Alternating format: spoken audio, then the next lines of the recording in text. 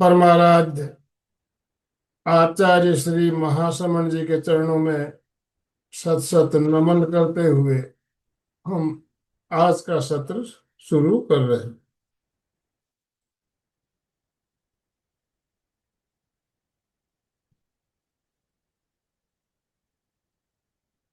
त्रिपदी वंदना।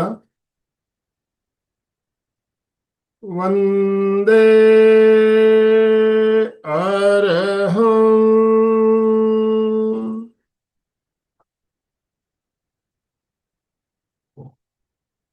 वंदे गुरुवरं।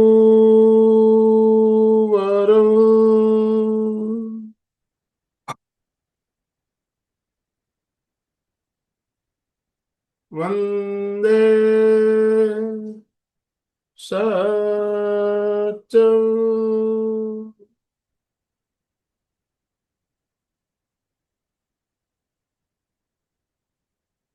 सभी साधक साधिकाओं को जय जिनेन्द्र, सुप्रभात, ओम अरहम। बंधुओं और बहनों, आज हमारा जो विषय रखा गया है शरण सूत्र।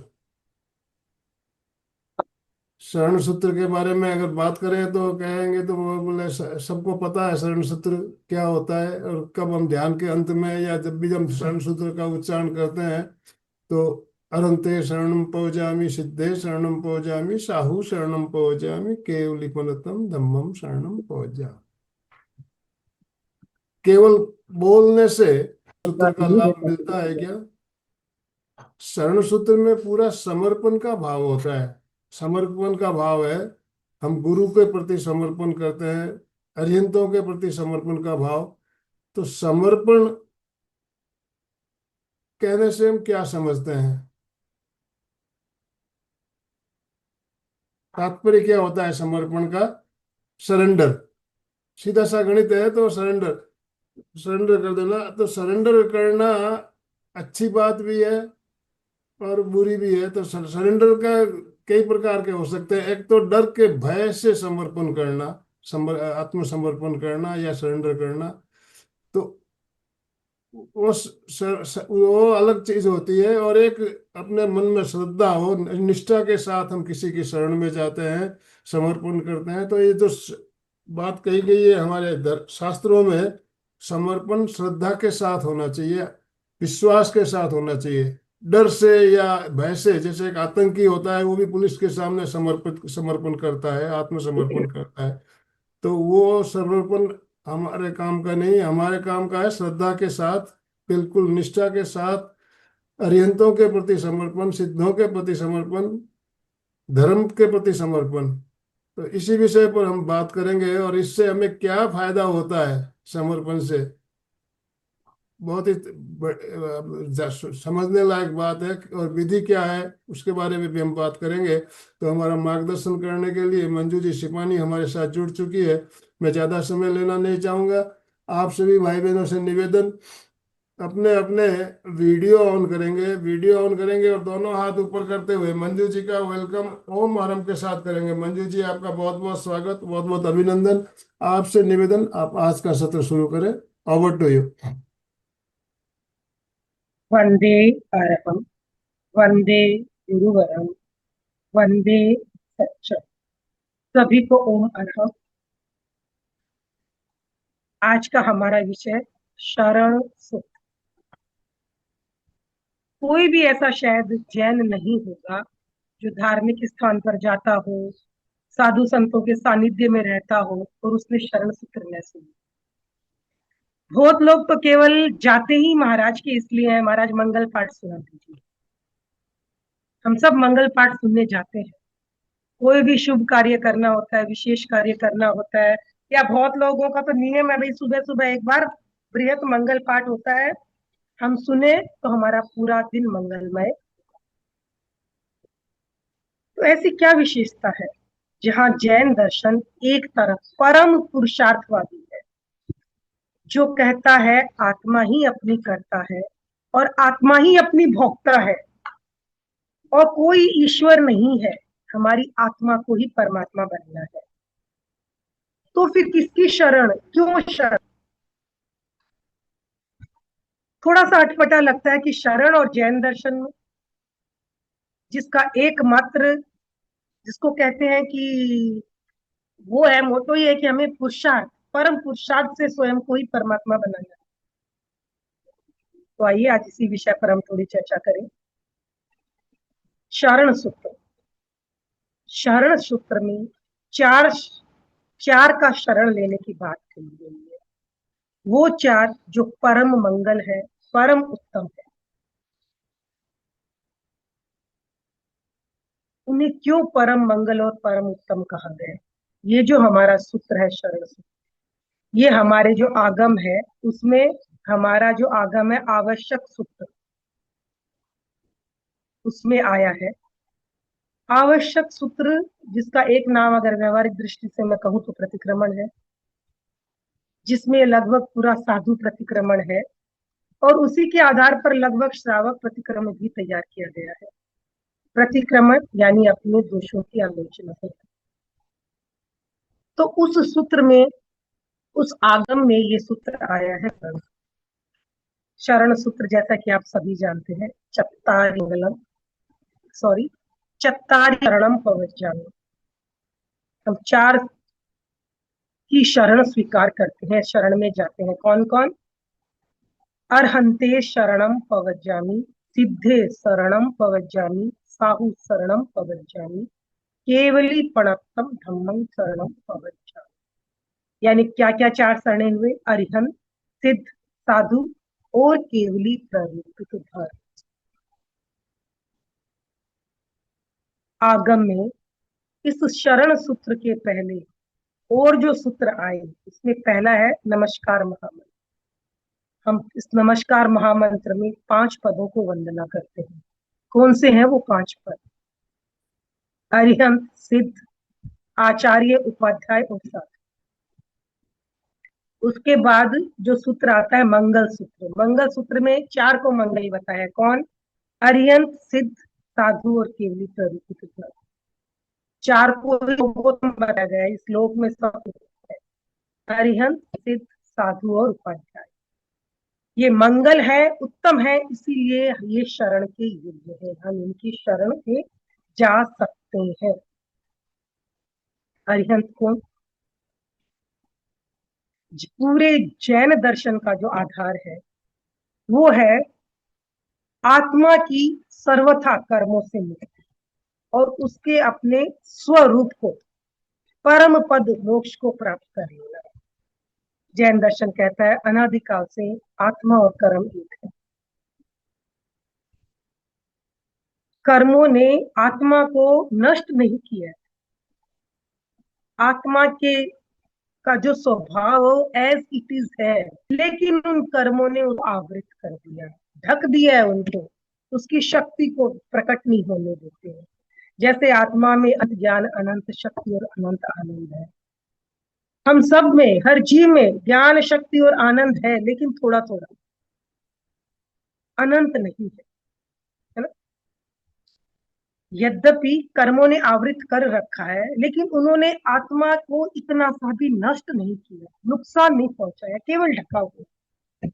इसलिए निश्चित दृष्टि से देखें तो चाहे वो आत्मा हमारी है या मुक्त है, शुद्ध आत्मा है, उसके ज्ञान, शक्ति और आनंद में बिल्कुल भी फर्क नहीं है।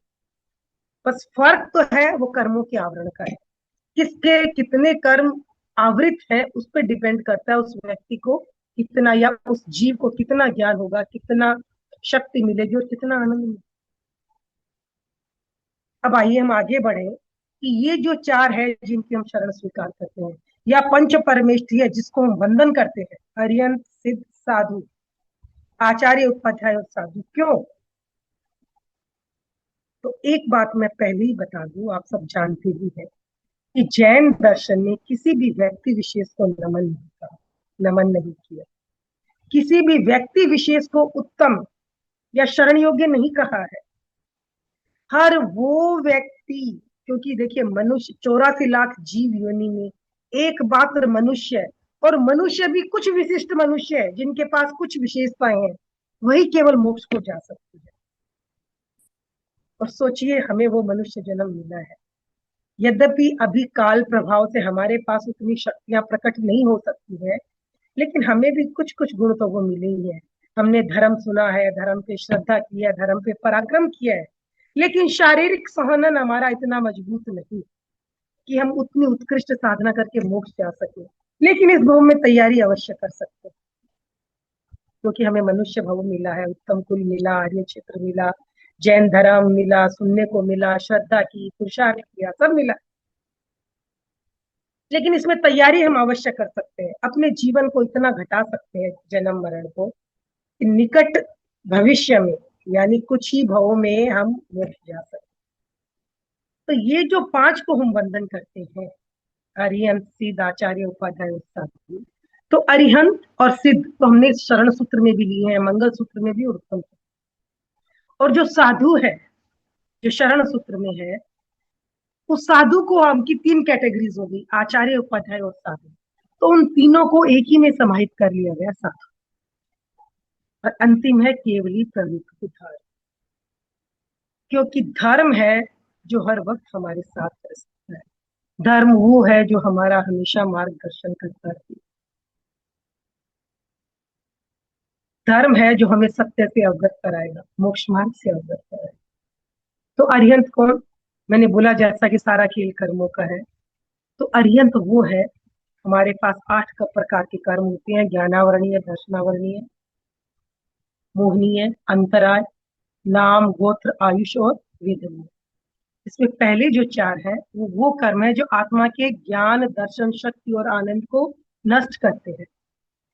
तो जब ये 4 मुख्य कर्म बिल्कुल समाप्त हो जाते हैं, नष्ट हो जाते हैं, क्षय हो जाते हैं, तब ऐसे पुरुषों में, निश्चित रूप से मनुष्य को ही प्राप्त होती है, ऐसे पुरुषों में केवल ज्ञान, केवल दर्शन, यानी मैं कह सकती हूँ अनंत ज्ञान, अनंत दर्शन, अनंत शक्ति और अनंत आनंद प्रकट हो जाता है। उनके सारे भाव रूपी विकार, राग, द्वेष खत्म हो जाते हैं। ऐसे पुरुषों को अरिहंत कहा गया। हम केवली भी कह सकते हैं। अरिहंत पद में 2 हो जाते हैं, एक तीर्थंकर और एक केवली।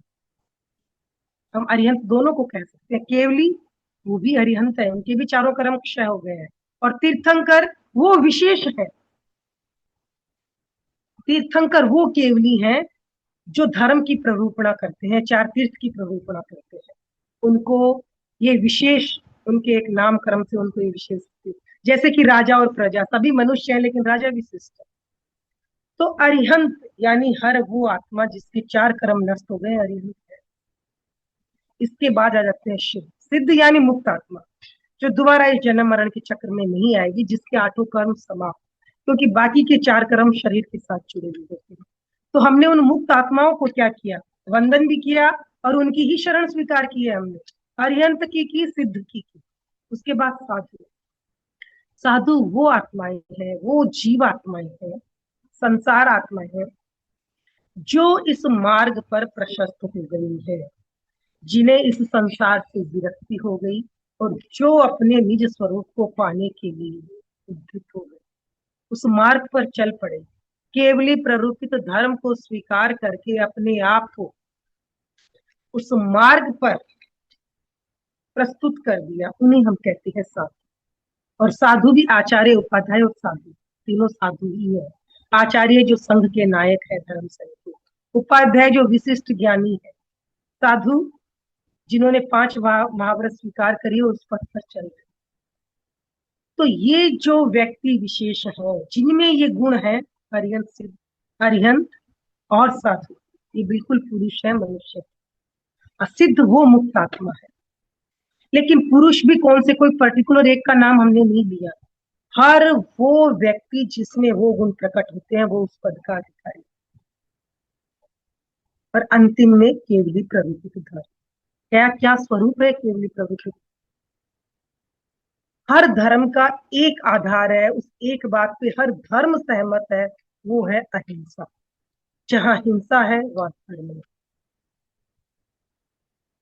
ये सिंपल सा एक कैलकुलेशन है, आप अपने जीवन में देखिए, जहां हिंसा है वहां धर्म नहीं। लौकिक कार्य हो सकता है, पुण्य पाप का खेल हो सकता है, लेकिन धर्म नहीं, कर्मों की निर्जरा नहीं। तो केवली प्ररूपित धर्म कौन सा? तो कहा गया है धम्मो मंगल मुख्यतम अहिंसा संयमो भवेत्। अहिंसा, संयम और तप रूपी धर्म ही उत्कृष्ट धर्म है, उत्कृष्ट मंगल है, मंगल रूप धर्म है। और इसी धर्म की प्ररूपणा केवली भगवंतों ने की, तीर्थंकरों ने की। इसके अलावा जैन दर्शन में एक और बात आती है कि हमारा जैन दर्शन का एकमात्र लक्ष्य है कि आपको संसार से विरक्ति हो गई है और अब आप मोक्ष को प्राप्त करना चाहते हो, यानी अपनी आत्मा को इस संसार से मुक्त करना चाहते हो, जन्म मरण के चक्र से मुक्त होना चाहते हो। तो इसके लिए क्या करें? तो मोक्ष मार्ग बताया गया।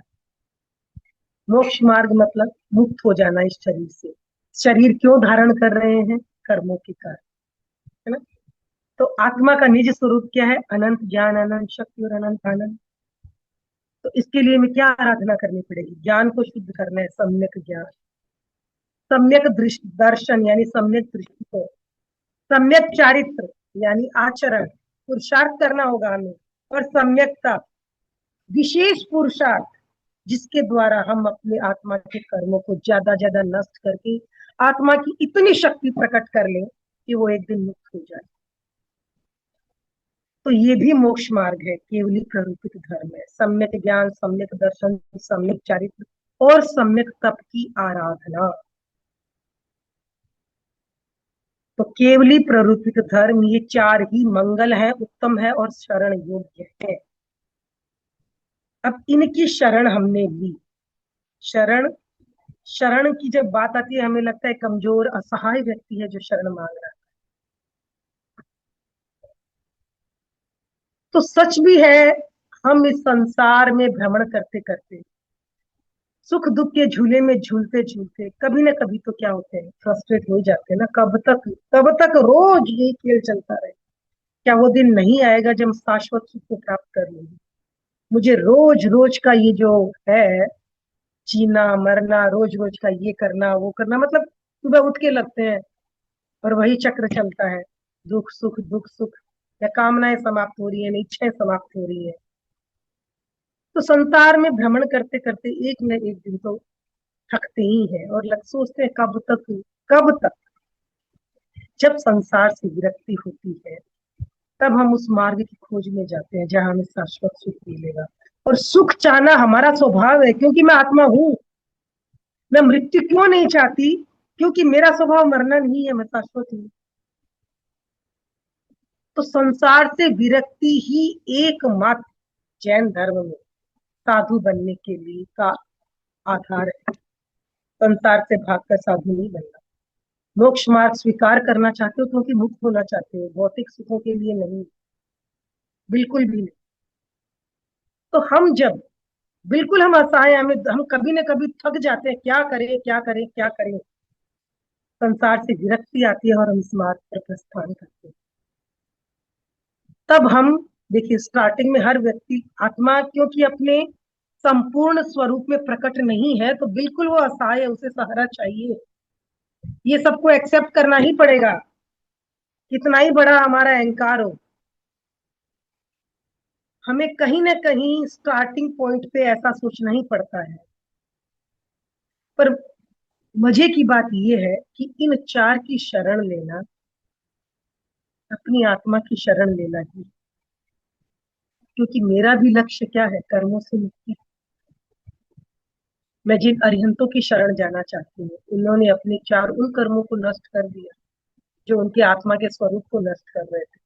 अब तो बस शरीर है, आयुष्य पूरा होगा तो छूट ही जाएगा, दोबारा कोई कारण नहीं कि वो दोबारा इस जन्म मरण में आए। तो एक अरिहंत की आत्मा और हमारी आत्मा में निश्चय रूप से कोई फर्क नहीं है, एक तिल मात्र भी फर्क नहीं है। तो अगर मैं अरिहंतों की शरण स्वीकार करती हूँ तो कहीं ना कहीं मैं अपनी शुद्ध आत्मा की शरण ही स्वीकार करूँ, क्योंकि अभी मुझ में वो प्रकट नहीं हुआ। इसलिए मुझे व्यवहार दृष्टि से एक शरण लेनी पड़ेगी। सिद्ध तो बिल्कुल मुक्त हो चुके हैं, उनकी भी शरण क्यों? क्योंकि मैं भी मुक्ति चाहती हूँ। तो आत्मिक दृष्टि से सिद्धों की आत्मा में और मेरी आत्मा में भी कोई फर्क नहीं। तो उनकी शरण लेना भी अपनी आत्मा की, स्वयं की आत्मा की शरण है। उसके बाद साधु, स्टार्टिंग पॉइंट तो हमारा भी वही है। मार्ग पर तो चलना ही पड़ेगा ना जब मंजिल चाहिए। तो उनकी शरण में भी कहीं ना कहीं हम अपनी ही शरण में जा रहे होते हैं, क्योंकि हम भी उस मार्ग को अपनाना चाहते हैं। हम अज्ञान है, अभी मेरा ज्ञान आवृत है, मुझे जानना है। और अंत में केवल ही प्रभु की कृपा है। धर्म जो सबके लिए शरण है, बिल्कुल शरण है, क्योंकि धर्म सबका आधार है। तो ये चार की शरण में जाना कोई दीनता नहीं, कोई हीनता नहीं। इन चार की शरण में जाना धर्म, धर्म यानी आत्मा का स्वभाव। हम अपने स्वभाव में जाना चाहते हैं, स्वभाव में होना ही धर्म है। धर्म की एक परिभाषा है अपने स्वभाव में स्थित होना। मैं भी अपने आत्मिक स्वभाव में स्थित होना चाहती हूँ, मार्ग नहीं जानती। तो इनकी शरण दैननीय नहीं, इनकी शरण हमें अपनी आत्मा से मिलन करवाने वाली है। हमारी आत्मा जो अनंत काल से भटक रही, सिर्फ सुख की चाह में, और कोई दूसरी हमारी चाह है नहीं। चाहे हम पैसा चाहें या पढ़ाई, अंत में हम चाहते उससे सुखी। तो हम अगर अपने आत्म स्वरूप, क्योंकि पराधीन सपने हो सुख नहीं, हम कर्मों से पराधीन है। चाहते कुछ है, होता कुछ है, करते कुछ है, क्या करें? कहाँ होता है चाहने से कुछ? हम तो अपने ही मालिक नहीं है। तो हर व्यक्ति अपना मालिक बनना चाहता है। परमात्मा, परमात्मा कह दो, मालिक कह दो, एक ही बात है। सारा पुरुषार्थ इसी दिशा में है, क्योंकि जब तक पराधीन है सुख नहीं हो सकता, आनंद नहीं। तो इसलिए ये इन चार की शरण स्वीकार करना, स्वीकार क्यों करें? क्योंकि यही मंगल, यही उत्तम। और इनकी शरण स्वीकार करना दीनता नहीं, अपनी ही आत्मा की शरण, अपने उस स्वरूप को जानना है, उस स्वरूप को देखना है, उस स्वरूप की था लेनी है जो मुझे स्वयं प्राप्त करनी है। तो ये किसी व्यक्ति की शरण नहीं, गुणों की शरण। अब सबसे बड़ा जो एक प्रश्न उठता है, कि लगभग मुझे लगता है सभी करते ही हैं। मान लीजिए हमें कोई लौकिक कार्य करना है, भाई चलो मंगल पाठ सुन के आ जाए, करते हैं ना? शादी ब्याह है, मंगल पाठ सुनो। नया घर का निर्माण कर रहे हो, मंगल पाठ सुनो। गृह प्रवेश कर रहे हो, मंगल पाठ सुनो। तो एक दिन मेरे ही मन में प्रश्न आया और मैंने मुनिश्री से पूछा भी जाके। मैं बोले, मुनिश्री हम तो संसारी लौकिक कार्य के लिए जाते हैं, मुझे घर का निर्माण करना है, मुझे शादी में जा रहे हैं, अब शादी हो रही है बच्चों की, हम लौकिक पढ़ाई करते हैं, भाई आज एग्जाम है, हमें मंगल पाठ सुना। तो मंगल पाठ हम किनकी शरण जा रहे हैं? जो विरक्त है, वैराग्य है, जिनको संसार से कोई लेना देना नहीं। और हम मंगल पाठ सुनकर ये कामना करते हैं कि हमारा वो कार्य सफल हो जाए। तो क्या हम कहीं हिंसा की स्वीकृति तो नहीं ले रहे कि मैं जो हिंसा कर रही हूँ मुझे उस लौकिक कार्य में सफलता मिले? तो ये मंगल पाठ का क्या औचित्य है? ये मेरा अपना प्रश्न था और बहुत दिनों से मेरे मन में था, तो मैंने एक दिन पूछ ही लिया। तो मुनिश्री ने जो जवाब दिया वो वाकई में मुझे, इसको कहते हैं ना कि समझ मुझे जमा हुआ। मैं नहीं कहूंगी आपको भी वो जमे या न जमे, पर मुझे वो जमा। उन्होंने कहा, देखिए हम मंगल पाठ सुनाते हैं, हम किसका शरण दे रहे हैं आपको? अरिहंत, सिद्ध, साधु और केवली प्रभु के दास का। और धर्म में कहीं हिंसा नहीं, बिल्कुल नहीं है। और न ही हम इस भावना से आपको मंगल पाठ सुनाते हैं कि आपका वो सांसारिक कार्य सिद्ध हो, ऐसी हमारी कोई भावना नहीं रहती। हमारी भावना बस इतनी ही रहती है कि आप जो भी कार्य कर रही हो, लौकिक कार्य कर रहे हो, जो भी है, मंगल पाठ सुनाने का हमारा ध्येय सिर्फ इतना होता है कि आपके जीवन में जैसी भी परिस्थिति आए, आप धर्म से च्युत न हो।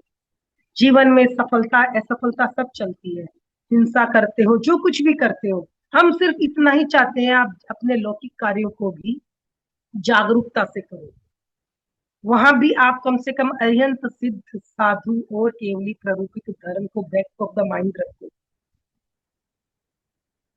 और अगर आपको उस कार्य में असफलता मिले तो आर्त ध्यान में न जाए। ये बात ध्यान में रखें कि आपकी आत्मा में भी अनंत शक्ति है। धर्म का शरणा कभी न छोड़े।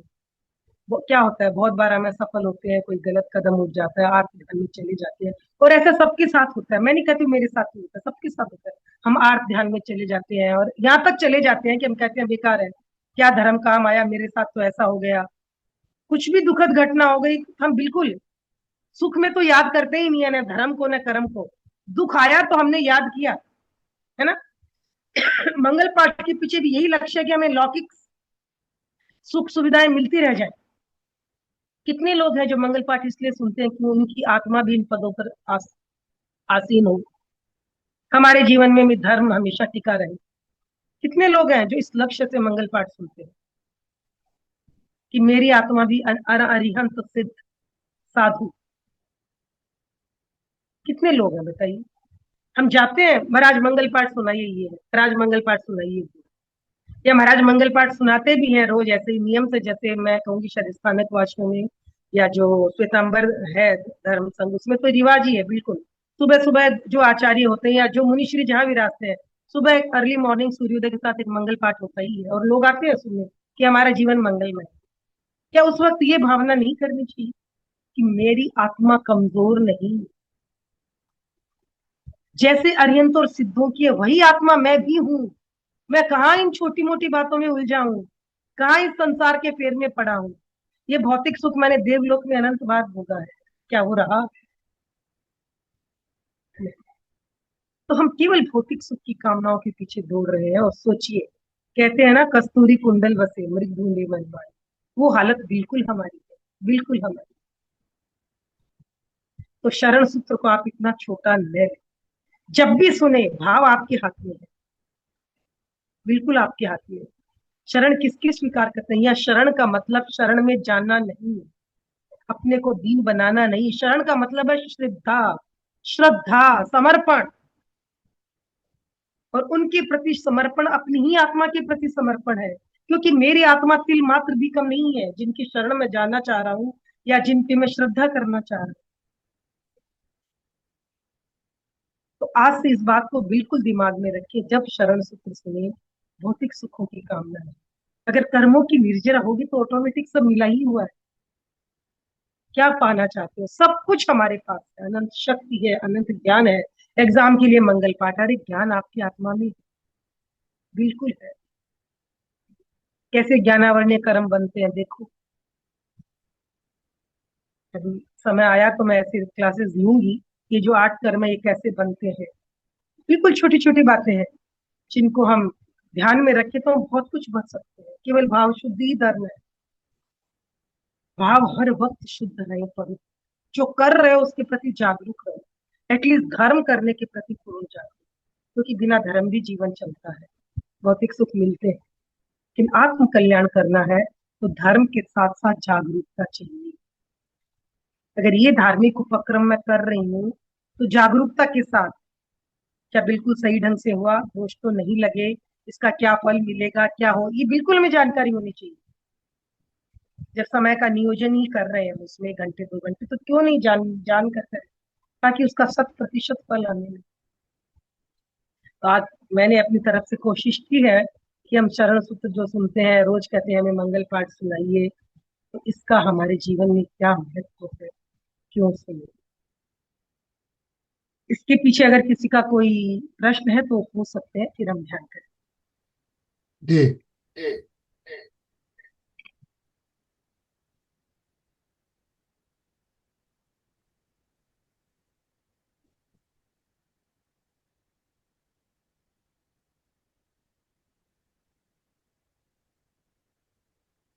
हैंड रेज कर आपने सकते देखा हैं। होगा प्रेक्षा ध्यान के बाद भी हम रोज शरण सूत्र बोलते हैं, क्यों? हमें ध्यान में जो कुछ भी अनुभव हुआ, जो शक्ति जागृत हुई, कहीं वो मुझे विक्षिप्त न कर दे।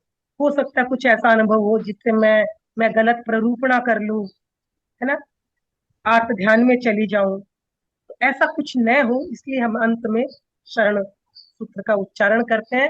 और वहां हमारी भावना रहनी चाहिए कि मैं अरिहंत सिद्ध साधु और केवली करुण धर्म की ही शरण में हूँ, यानी अपनी ही आत्मा की शरण में हूँ। आप हैंड राइज कर सकते हैं, आपके मन में कोई जिज्ञासा प्रश्न हो तो, नहीं तो फिर हम ध्यान की और प्रैक्टिकल की ओर चलेंगे। चंदा जी चोपड़ा, कुछ कहना है आपको? यस।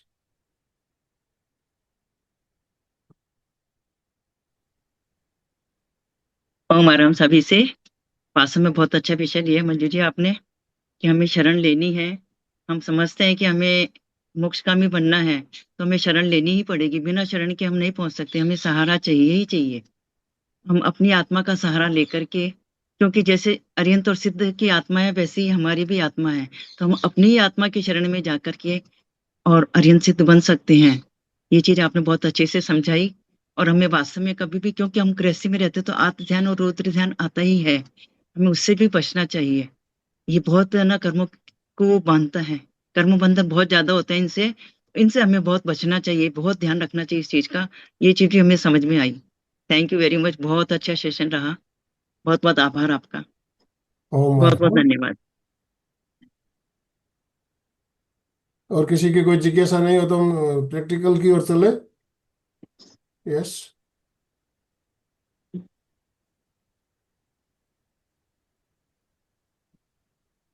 मंजू जी ध्यान का प्रयोग करें।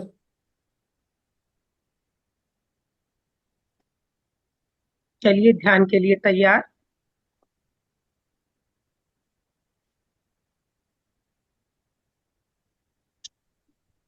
अब चाहे तो शरीर को थोड़ा मूवमेंट दे सकते हैं। आधे घंटे हो गए आप लोगों को बैठे हुए, लगता है कि कहीं अकड़न जकड़न है, तो थोड़ा सा मूवमेंट दे दें शरीर को।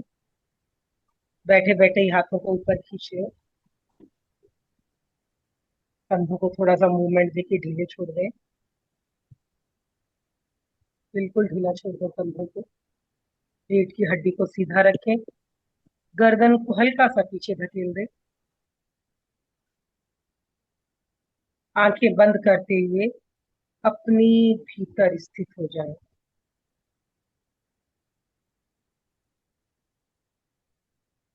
केवल अपने आप में स्थित, अपने प्रति पूर्ण जागरूक।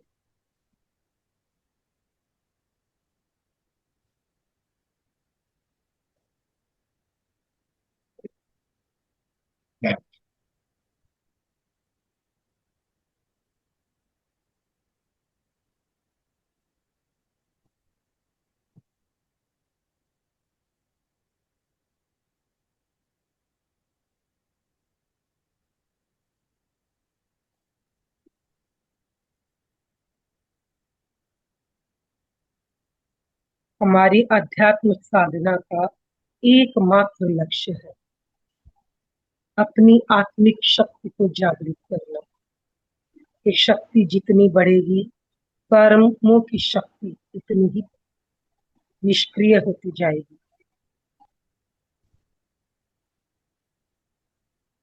और हम मंत्र के ध्यान के द्वारा हम अपनी अर्हताओं को प्रकट करेंगे, जागृत करेंगे, अपनी आत्मिक शक्तियों को विकसित करेंगे।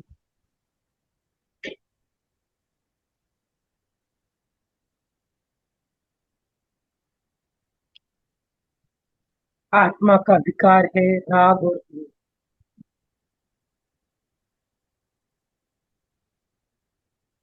हमें इस राग द्वेष से मुक्त होकर ज्ञाता दृष्टा भाव में स्थित होना, अनासक्त भाव में, क्योंकि ज्ञाता दृष्टा ही मेरा स्वभाव। आत्मा का केवल एक ही गुण है, ज्ञाता और दृष्टा।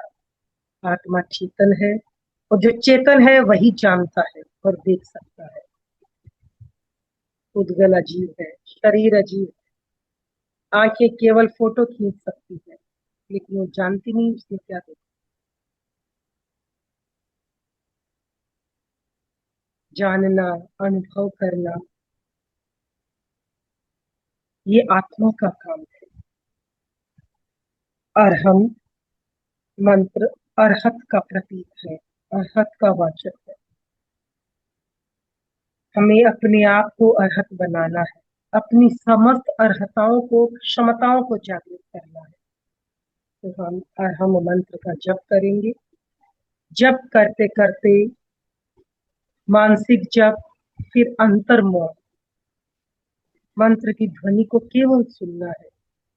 जितनी अधिक एकाग्रता, जागरूकता और तन्मयता होगी, दृढ़ संकल्प शक्ति होगी, तो निश्चित रूप से ही, क्योंकि जब मंत्र जप करते हैं तो हमारे भीतर राग द्वेष नहीं,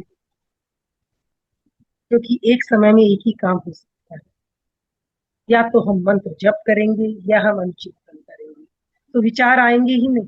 पूरी तन्मयता से और भावना इतनी प्रबल हो कि मेरे मुंह से निकलने वाला एक एक अरहम अनंत अनंत गुणा होके मेरी वो ध्वनि लोक के अंत तक पहुंच रही है, और इस ब्रह्मांड का एक एक पुद्गल परमाणु मेरी अपनी शक्तियों को जागृत करने के लिए उद्युक्त है। वो ध्वनि इतनी इतनी गूंजे, इतनी पवित्र वातावरण बन जाए चारों ओर कि मेरे जो कर्म लगे हुए हैं उस ताप से वो कर्म निर्जरित हो जाए, आत्मा को छोड़ दे। और जब हम राग द्वेष मुक्त हैं तो अशुभ कर्म तो आएंगे ही नहीं। कर्म आएंगे क्योंकि प्रवृत्ति चल रही है, मेरे वचन की प्रवृत्ति है, मैं पुद्गलों को ग्रहण करके ही कर रही हूँ। अगर चिंतन भी कर रही हूँ तो मैं पुद्गलों को ग्रहण ही कर रही हूँ, लेकिन वो शुभ होगी। और ऐसा करते करते एक स्थिति ऐसी आएगी कि आप बिल्कुल शून्य हो जाओ, बिल्कुल शून्य, जहाँ केवल दृष्टा रह जाएगा। वही चित्त शुद्धि, वही शुद्ध चैतन्य की अनुभूति। तो आइए हम इन अनुभवों से गुजरे। चित्त को नाभि पर केंद्रित करते हुए श्वास को मंद और लयबद्ध होने दें।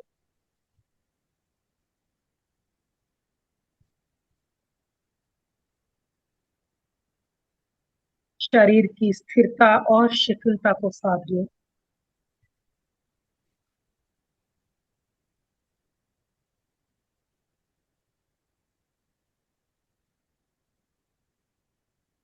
बिल्कुल स्थिर। शरीर की चंचलता पूरी तरह से निरोध करें। बिना शरीर को छोड़े अंतर जगत में प्रवेश संभव नहीं। हमें इस स्थूल शरीर के पार मंत्रों को अपने तेजस शरीर तक पहुंचाना है, जहां परिवर्तन घटित होते हैं।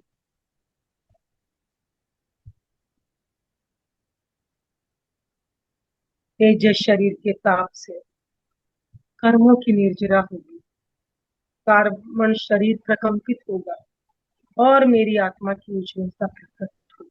इसी भावना के साथ हम अरहम मंत्र का जप करेंगे। अरहम, अरहत, अरिहंत, मैं भी उसी स्वरूप में आ जाऊं, मेरे भी चार घाती कर्म नष्ट हो,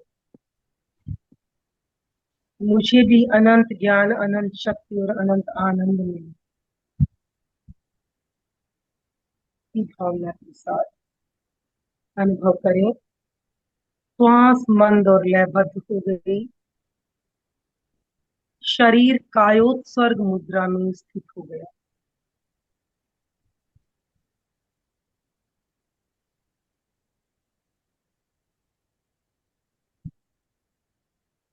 चित्त को आनंद केंद्र पर केंद्रित कर लें, हृदय के पास या अपने हृदय कमल पर, और हमको सुनहरे रंग में अंकित करें, स्वर्णिम रंग।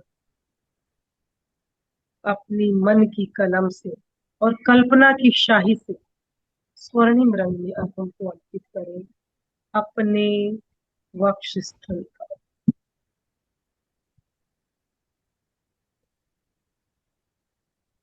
उसका साक्षात्कार करें, आपको स्पष्ट दिखे कि सुनहरे रंगों में अर्थम लिखा हुआ।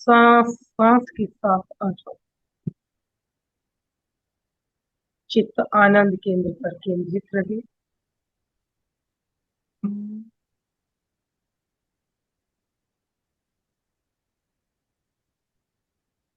स्वर्णिम रंग में और हमको लिखा हुआ देखे, उसे देखते देखते मानसिक चल।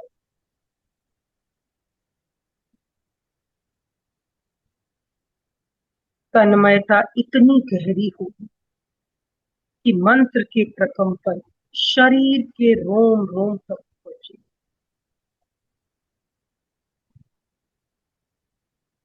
भावना जितनी प्रबल हो, संकल्प शक्ति जितनी प्रबल हो, मंत्र का प्रभाव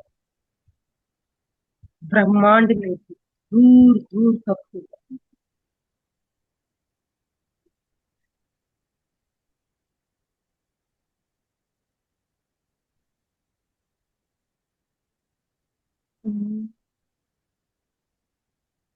चारों ओर के परमाणु पवित्र और निर्मल होंगे।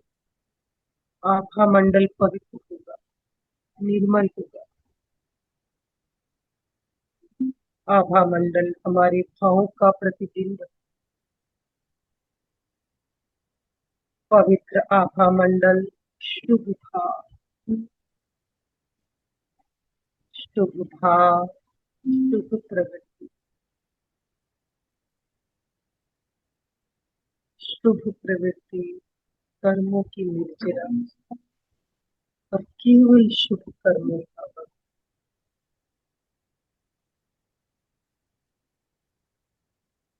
और हम और हम और और और और, और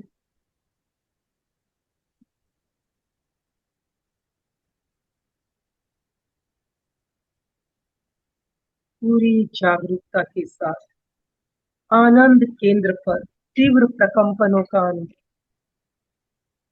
अनुभव करें।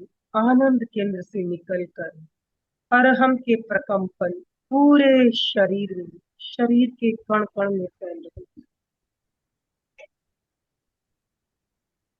पूरा शरीर स्वर्णिम रंग के परमाणुओं से भर गया है।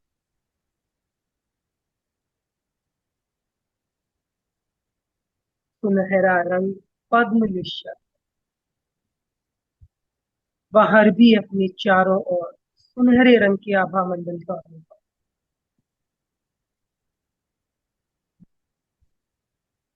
जो भीतर वही बाहर और जो बाहर वही भीतर।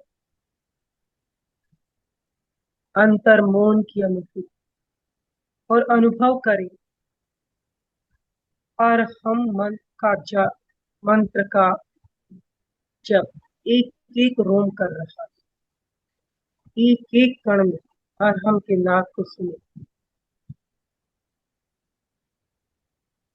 बिल्कुल मौन, अंतर मौन।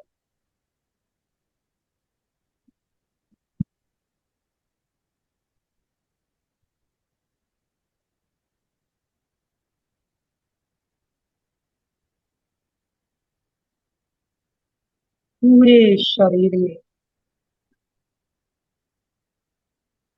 सुनहरे रंग के परमाणु अपने आप को एक स्वर्णिम प्रतिमा के रूप में देखे। चमकती हुई सुनहरी प्रतिमा,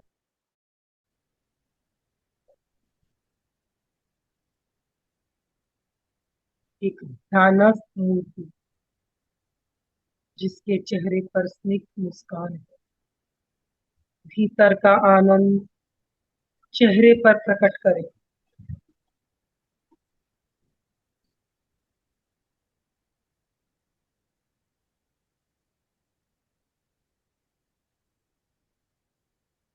अपनी दिव्यता का अनुभव, परम शांति का अनुभव।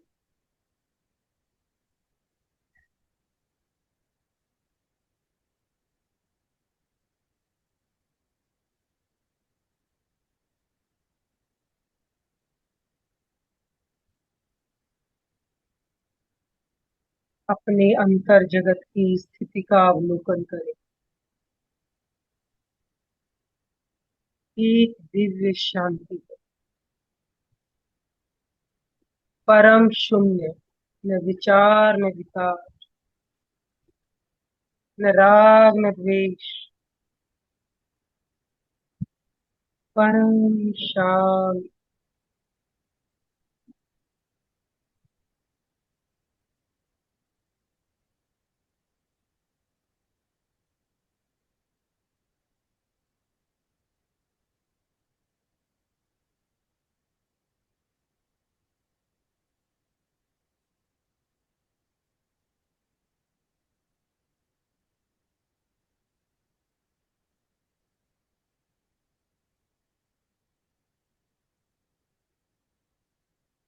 यही अरहत स्वरूप शुद्ध चैतन्य की अनुभूति है।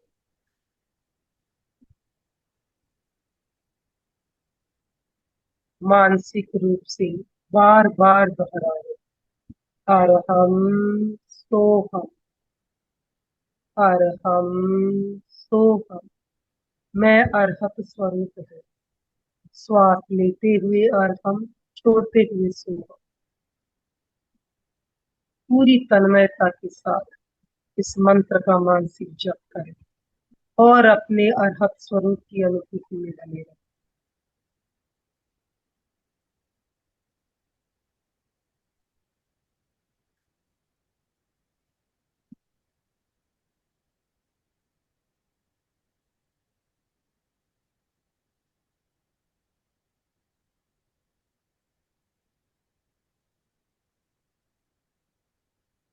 अपनी शांत सौम्य स्वर्णिम प्रतिमा को देखिए,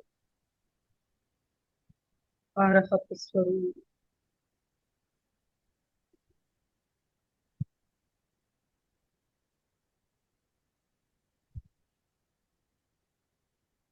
अरहम तो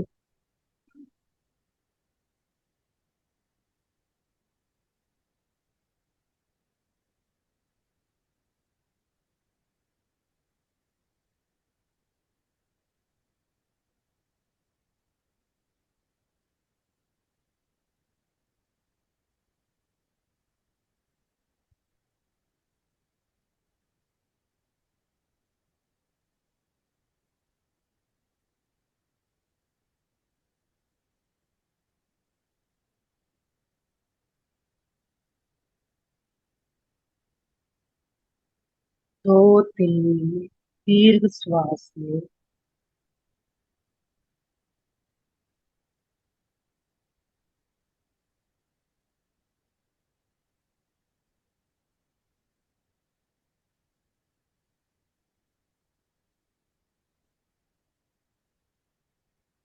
संकल्प करें, मैं अरहतमय, मेरी आत्मा भी अनंत ज्ञान, अनंत शक्ति और अनंत आनंद से संपन्न।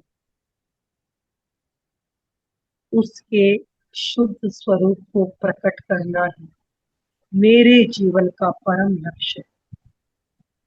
मैं निश्चित ही इसे प्राप्त कर लूंगी। अपनी भावना को मन ही मन दोहराए, अपने अवचेतन मन तक पहुंचाए।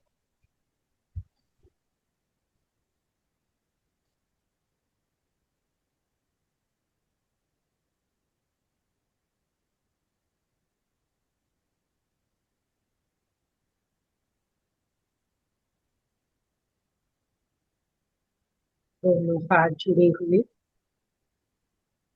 अपाणम शरणम गच्छामि, अपाणम शरणम गच्छामि, अपाणम शरणम गच्छामि। शरण सूत्र का उच्चारण पूरी तन्मयता और श्रद्धा के साथ। अर्हन्ते शरणं कवचामि, सिद्धे शरणं कवचामि, आहु शरणं कवचामि, केवलीफणं धम्मं शरणं कवचामि। सत्य को वंदन, सत्य को अनुभूत करने वाली स्वयं की आत्मा को वंदन। वंदे सत्यं, वंदे सत्यं, वंदे सत्यं। प्रयोग संपन्न। धीरे धीरे अपनी आंखें खोले। ओम अरहम। ओम। ओम अरहम। बंधु और बहनों, शरण सूत्र के बारे में हमने चर्चा की, ध्यान भी किया बहुत सुंदर तरीके से। तो जैसा कि पहले हमने चर्चा में समझा, शरण किसकी? अरिहंतों की, सिद्धों की, साधुओं की और केवली पंडित धर्म की। तो शरण से हमें क्या मिलता है? एक एग्जाम्पल से हम समझ सकते हैं। बच्चा जब रोता है, छोटा बच्चा होता है, रोता है, उसको डर लगता है, भूख लगती है या कोई तकलीफ होती है, पीड़ा होती है, तो बच्चा रोना शुरू करता है। लेकिन ज्यों ही उसे माँ गोद में उठाती है, बच्चा चुप हो जाता है। ये तो हम सब ने देखा है, समझते हैं। क्यों चुप हो जाता है? कि उसे शांति मिलती है। माता के गोद में आने के बाद परम शांति की अनुभूति होती है, सुख की अनुभूति होती है और निर्भय हो जाता है। डर, जो भी डर है उसके मन में निकल जाता है।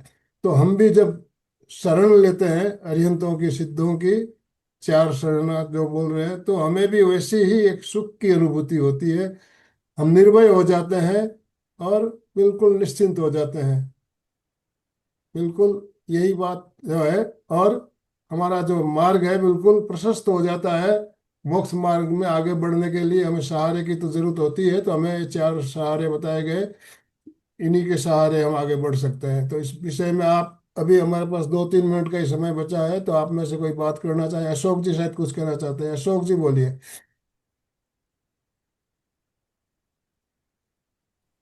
जय जिनेन्द्र। बहुत ही अच्छा विषय, बहुत ही अच्छा ज्ञान। बस एक बात थोड़ी सी शंकास्पद लग रही थी।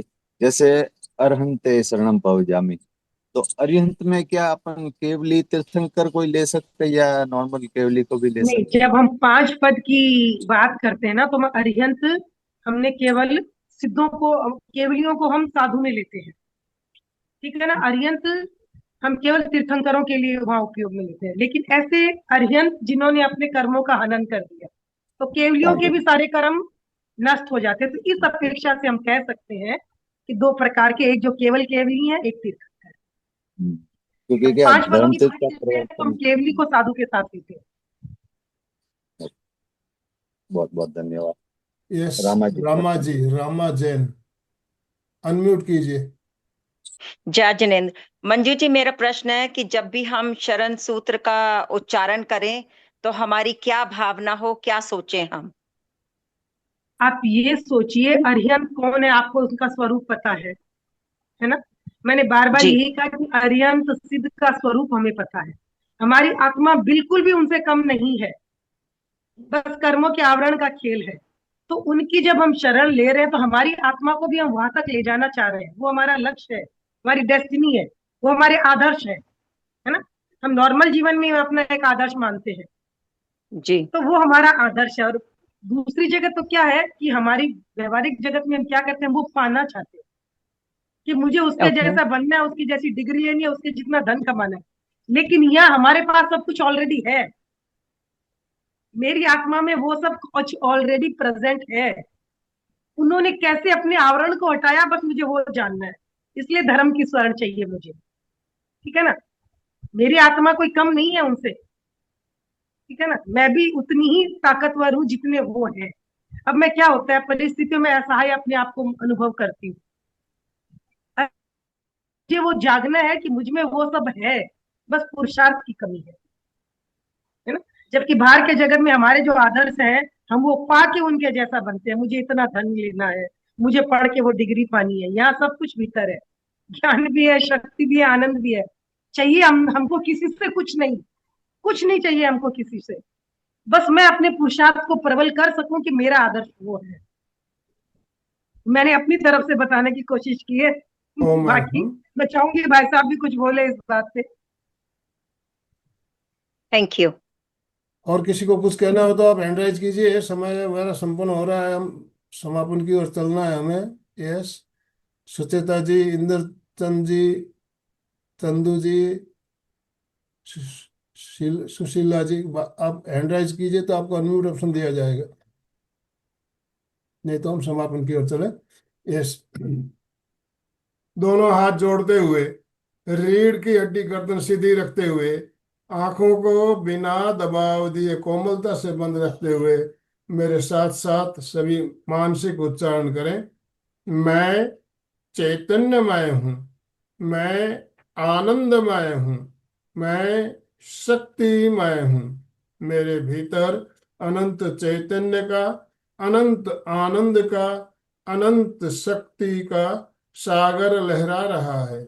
इसका साक्षात्कार करना ही मेरे जीवन का परम लक्ष्य है। हमारा आज का दिन मंगलमय हो, आनंदमय हो, शांतिमय हो। इन शुभ भावनाओं के साथ ओम शांति शांति शांति। कृतज्ञोस्मि, हम सब पूज्य गुरुदेव के आभारी हैं। कृतज्ञोस्मि, हम सब पूज्य गुरुदेव के आभारी हैं। कृतज्ञोस्मि, हम सब पूज्य गुरुदेव के आभारी हैं। आप सभी भाई बहनों का बहुत बहुत धन्यवाद, बहुत बहुत आभार। मंजू जी, आपका भी बहुत बहुत धन्यवाद, बहुत बहुत आभार, इतने शानदार तरीके से हमारा मार्गदर्शन करने के लिए। स्लोगन सुचेता जी अनम्यूट करके आज आप स्लोगन बोलिए। जय जिनेन्द्र सभी को। मंजू जी का तो इतना अच्छा रहता है, ध्यान भी बहुत सुंदर करवाया। उनकी जो ज्ञान की बहुत बहुत अनुमोदना, बहुत अच्छी तरह से समझाते हैं और प्रश्न का उत्तर भी तुरंत दे देते हैं, बहुत अच्छी तरह से समाधान करते हैं। सभी एक साथ में उच्चारण करेंगे। फिटनेस का डोज, 1 घंटा हर रोज, फिटनेस का डोज, 1 घंटा हर रोज, फिटनेस का डोज। 1 घंटा हर रोज। ओम जय अरहम।